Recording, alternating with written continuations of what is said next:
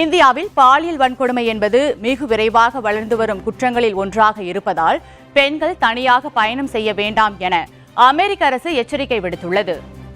இந்தியாவுக்கு பயணம் செய்வது தொடர்பாக அமெரிக்க வெளியுறவுத்துறை திடீர் எச்சரிக்கை ஒன்றை விடுத்துள்ளது. அதில் இந்தியாவின் சில பகுதிகளில் வன்முறைகளும் பயங்கரவாதமும் மிகுந்து காணப்படுவதால் அமெரிக்க குடிமக்கள் எச்சரிக்கையுடன் இருக்குமாறு வலியுறுத்தப்பட்டுள்ளது.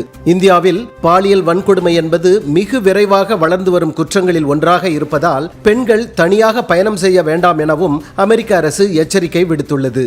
இந்தியாவின் குறிப்பிட்ட சில பகுதிகளில் பயங்கரவாதிகள் எந்த முன்னறிவிப்புமின்றி தாக்கக்கூடும் எனவும் குறிப்பாக சுற்றுலா தலங்கள், போக்குவரத்து நிலையங்கள், வணிக வளாகங்கள் மற்றும் அரசு கட்டடங்களை குறிவைத்து தீவிரவாதிகள் தாக்கக்கூடும் எனவும் எச்சரிக்கை விடுக்கப்பட்டுள்ளது.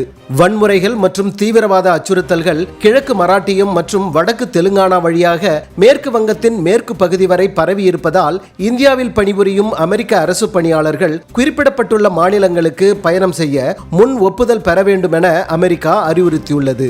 இதேபோல் ஜம்மு காஷ்மீர், இந்திய பாகிஸ்தான் எல்லை, பீகார், ஜார்க்கண்ட், சத்தீஸ்கர், மேற்கு வங்கம், மேகாலயா, ஒடிசா மற்றும் இந்தியாவின் மையப்பகுதிகள் மற்றும் கிழக்கு மாநிலங்களின் தலைநகரங்களுக்கு வெளியே பயணம் செய்ய விரும்பினால் அமெரிக்க அரசு ஊழியர்கள் முன் ஒப்புதல் இல்லாமல் பயணம் செய்யக்கூடாது எனவும் எச்சரிக்கப்பட்டுள்ளது.